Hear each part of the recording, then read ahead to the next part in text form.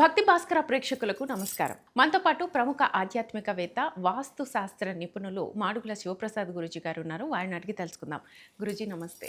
ఆశీర్వచనం తల్లి. అయితే గురూజీ, మనిషి చనిపోయినప్పుడు భౌతికంగా ఏం జరుగుతుంది అనేది, అంటే అక్కడ ఏం జరుగుతుంది అనేది తెలుసుకున్నాం కదా. ఇప్పుడు ఆత్మ ప్రయాణం గురించి వివరంగా చెప్పండి గురూజీ.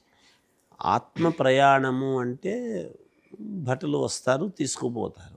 తీసుకుపోవటంలో ఆంతర్యం, ఇంకా వాళ్ళు ఎలా తీసుకువెళుతున్నారు, ఎలా వెళుతున్నాము అనేది ముఖ్యం. ఓకే. వీడు బతికి ఉన్నప్పుడు వీడు చేసుకున్నటువంటి పుణ్య సంపదలు ఎటువంటివి అనే దాన్ని బట్టి ఈ ఆత్మ ప్రయాణం అనేటువంటిది చెబుతున్నది ప్రేతకల్పంలో. వీడు ఏం చేశాడు, ఎటువంటి దాన ధర్మాలు చేశాడు, ఎటువంటి ఉపయోగాలు చేశాడు, ఎటువంటి మానవులకు ఎటువంటి కాస్త ఉపయోగపడ్డాడు అనే దాని మీద వీడి యొక్క ప్రయాణం అనేటువంటిది జరుగుతుంది. ఆత్మ ప్రయాణం అనేది చెప్తున్నది గరుడ పురాణం. మామూలుగా ఇప్పుడు ఇక్కడ వైతరణి నది అనేటువంటిది దాటడం అనేటువంటిది గోదానము గనక చేసి ఉంటే భూదానము, గోదానము, శయ్యాదానము. శయ్యాదానం అంటే ఏమిటి అని అనుకోవచ్చు.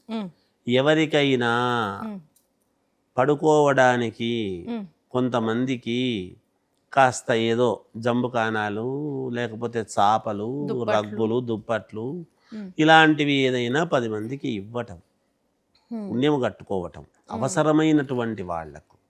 నా బంధువులకు, మా బావమరిదికి తీర్చినా నేను మంచము పరుపు అంటే ఉపయోగం లేదు.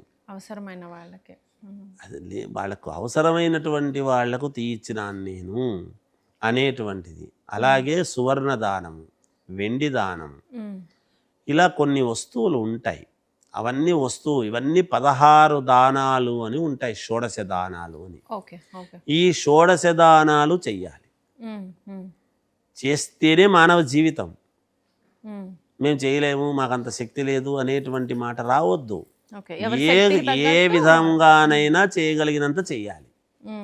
దాన్ని బట్టి వీడి యొక్క ప్రయాణం అనేది ఉంటుంది. అలా ఏమి చేశాడు, ఏమి చెయ్యలేదు అనేటువంటి దాన్ని బట్టి 16 చోట్ల వీళ్ళ ఈ ఆత్మను ఇలా కూర్చోబెట్టి వెంటనే లేపుతుంటారు. మళ్ళీ లే టైం అయింది, పోదాం పదా అనేటువంటిది. అంటే అక్కడ కాస్త ఆకలి అవుతుంటుంది, దప్పిక అవుతుంటుంది, కానీ నీళ్లు ఉండవు, తినటానికి ఏమి ఇవ్వరు, అనేక రకాల ఇబ్బందులు జరుగుతూ ఉంటాయి. అదంతా దాటాలి. పుణ్యము చేసుకున్నటువంటి వాడికి చల్లటి నీళ్ళల్లో నడుస్తున్నట్టుగా ఉంటుంది. ఈ పాపము చేసినటువంటి వాడికి నిప్పులు, ముళ్ళ మీద, వాటి మీద కుచ్చుకుంటూ రణారక్తాలు కారుతూ చేస్తూ ఆకలి అవుతూ ఉంటుంది. విపరీతమైనటువంటి ఎండ, ఈ విపరీతమైనటువంటి ఇంకొకటి సెగ, మంటల్లో నడుస్తున్నట్టు, మనం ఏదో కారం పొడి తింటే నోట్లో ఎట్లుంటుందో అట్లా బాధ, అనేక రకాల ఇబ్బందులతో నడిపించుకొని తీసుకుంటూ వెళ్తూ ఉంటారు. నువ్వు అవి చేసి ఉంటే, ఇది చేసి ఉంటే నీకు ఇది జరిగేది కాదు కదా, బతుకున్నప్పుడు చేయవలసి ఉండే కదా, మరి పొరపాటు చేసి ఇవన్నీ ఓటి అనిపించుకోవటము, చేయటము, ఇవన్నీ చేసుకుంటూ అనేక రకాల కష్టాలు పెట్టుకుంటూ చేసుకుంటూ తీసుకుంటూ వెళ్ళడం అనేది జరుగుతుంది ప్రయాణం, ఆత్మ ప్రయాణం. అంత సులభంగా ఉంటుందా ఆత్మ ప్రయాణం అనేది? అంత సులభంగా ఏమీ ఉండదు. అట్లానే చావు ఉండదు దానికి, కానీ బాధ ఉంటుంది మామూలుగా. ఇంకా కుంభీపాకమని, ఇంకొకటని మనం చాలా ఇప్పుడు ఈ అపరిచితుడు సినిమాలో కూడా చూశారు చూడండి. ఎవరు ఎటువంటి పాపాలు చేస్తే ఎటువంటి శిక్షలు పడతాయి, ఇవన్నీ ఊరికే ఏమి కాదు, ఇవన్నీ ఉంటాయి. ఇవన్నీ ఉన్నవే, గరుడ పురాణంలో చెప్పినటువంటివే ఇవన్నీ. అంటే బాధ, నేను ఎందుకు చేసుకుంటున్నబ్బా ఇంత బాధ, నేను తెలిసి కూడా చేసుకున్నాను కదా, తెలియక చేసుకోలేదంటే ఒక అర్థం ఉంటుంది. విన్నాను కదా పండితులు చెప్పింది, మారింటే బాగుండు కదా, నా భార్య కోసమని, నా పిల్లల కోసమని అనవసరంగా నేను అంత చేసినానే, వేరే వాళ్ళ సొమ్ముకు ఆశపడి తీసుకున్నానే, ఒకరికి మోసం చేసి తీసుకున్నానే. మోసం చేసి తీసుకున్నటువంటి వాడికి ఎలాంటి శిక్షలు, మనది కాని దాన్ని మనము అపహరించినటువంటి దాని వలన దొంగతనాలు చేసినటువంటి వాడికి ఎలాంటి శిక్షలు, ఉండి నీకెందుకు చేస్తాను, నా కష్టార్జితం నాది అని ఇంకొకరికి పెట్టకుండా తినేటువంటి వాడికి ఇలాంటి శిక్షలు, ఇలాంటివి అనేక రకాలు కదా. మరి మన సమాజంలో అందరూ ఒకే రకమైనటువంటివి ఉండవు కదా. అందువలన ఎవరు ఎటువంటి ఇబ్బందులు ప్రారంధం వాళ్ళు చేసుకున్నటువంటి ప్రారంధ కర్మలు ఎట్లయితే ఉంటాయో వాటిని బట్టి కదా ఇక్కడ వాడు తీసుకెళ్ళడం అనేది జరుగుతుంది. అవే ఆగామి ఎలాంటివి వస్తాయి, ఎలాంటివి వాడికి ఉత్పన్నమవుతాయి, ఆగామి కర్మల్లో వీడిని ఎటువంటివి తీసుకెళ్తాడు. అదే వీడు దాన ధర్మాలు చేసి వాడికి ఏమీ ఉంచుకోకుండా నా పిల్లలకు భగవంతుడు ఉన్నాడు చూస్తాడులే అని ఏమీ లేకోకుండా 10 మంది చేసినప్పుడు గొడుగు పట్టుకుని పిలిచకపోతారు. పక్కన నడిచేటువంటి వాళ్ళు రాక్షసులు కాదు, దేవతా స్వరూపులుగా ఉండి బంగారు గొడుగును పట్టుకొని పిలిచకపోతారు అనేటువంటిది కూడా ఉన్నది. అక్కడ వాడు చెబుతూ ఉన్నది ఏమి, తిందామని ఆకలి అవుతూ ఉంటుంది, పెద్ద పెద్ద గరిటెలు ఉంటాయంట, ఆ గరిటెల్లో తిందామంటే తినడానికి రాదు. అదే స్వర్గం ఎట్లుంటుంది అంటే అక్కడ కూడా అందరూ భోజనాలకు కూర్చొని ఉంటారు విపరీతంగా, కానీ వాళ్ళు ఒక గరిటెతో ఇంకొకరికి పెడుతూ ఉంటారు, వాళ్ళు తింటూ ఉంటారు. ఇంకొకరు మనకు పెడతారు, తింటాం. అంటే మనము ఇంకొకరికి పెడితే మన పిల్లలకి ఇంకొకరు పెడుతున్నారు అని లెక్క. కానీ ఆత్మకు ఆకలేస్తుందా? ఖచ్చితంగా ఉంటాయి, ఆకలి తప్పులు ఉంటాయి. ఇక్కడ ఇంకా ఆత్మకు, ఇప్పుడు ఆత్మ అనేటువంటిది నేనున్నాను నేను లేను అనుకోవద్దండి అని వాళ్ళు ఏడుస్తున్నారు చేస్తున్నారు అనేది తెలుస్తుంది కదా.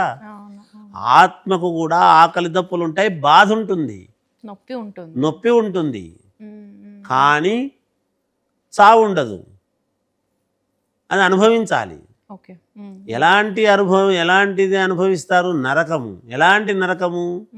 ఇగో ఇప్పుడు చెబుతున్నాం కదా, అబ్బా అని అసహించుకుంటాం మనం.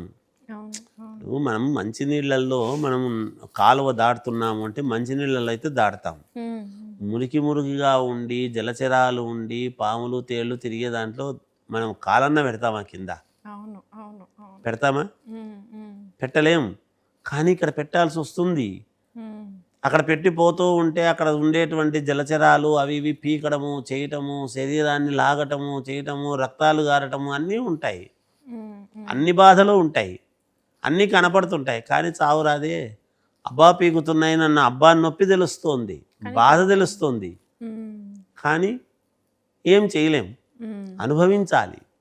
ఈ శిక్షలు అనుభవించే తీరాలి. ఎందుకు? ఇక్కడ చేసుకున్నటువంటి కర్మలను బట్టి అదే సంచిత కర్మలు, ప్రారబ్ధ కర్మలు, ఆగామి దీనిలను బట్టే ఉంటాయి ఎప్పుడు కూడా. మనము పుణ్యం సంపాదించుకోవాలి, ఆగామిలో మనకు పుణ్యం రావాలి అంటే ప్రారబ్ధములో మనం చేసుకోవాలి, కరెక్ట్గా చేయాలి. సంచిత కర్మలు అనేటువంటివి ఎట్లాగో తెచ్చుకున్నాం, పోయినవి కూరగాయలు తెచ్చుకుంటాం, వారానికి సరిపడా తెచ్చుకున్నాం.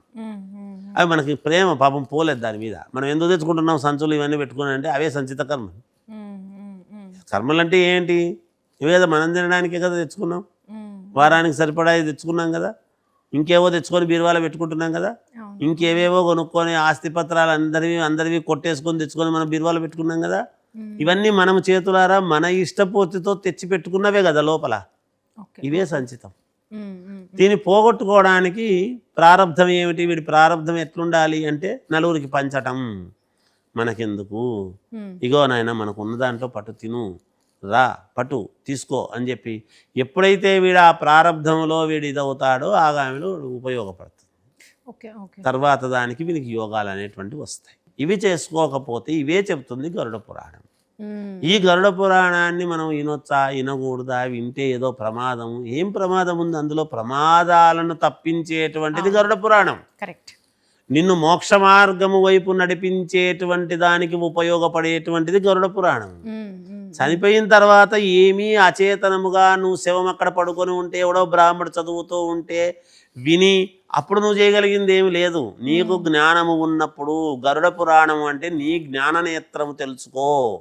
గరుడు యొక్క నేత్రము ఎంత పెద్దదో అటువంటిది తల్లి కోసము, తల్లి దాసీత్వము పోగొట్టడానికి గరుడు ఎలా అయితే స్వర్గము నుంచి అమృతాన్ని తీసుకొని వచ్చాడో దేవతలను ఎదురించి, అలా నువ్వు ఒక ఉన్నతమైనటువంటి మార్గం వైపు నడవటానికి మేలు చేసేటువంటిది గరుడ పురాణం అని చెప్తున్నది.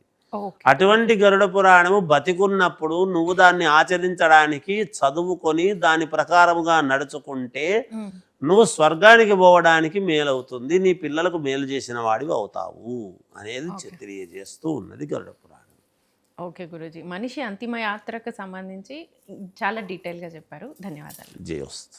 చూసారు కదండి, గరుడ పురాణానికి సంబంధించి మనిషి అంతిమ యాత్రకు సంబంధించి ఈ డీటెయిల్గా గురూజీ గారు వివరించారు. అలాగే మనం నెక్స్ట్ సిరీస్లో భాగంగా దర్బలు, మామూలుగా మనిషి చనిపోయిన తర్వాత దర్బల మీద పడుకోబెట్టండి అంటారు. అలాగే దర్బలని గ్రహణ సమయంలో కూడా మనం వాడుతూ ఉంటాము. సో గరుడ పురాణం ప్రకారం దర్బలు ఎందుకు వినియోగిస్తారు, దర్బల యొక్క ప్రాధాన్యత ఏంటి తెలుసుకుందాం. నమస్తే.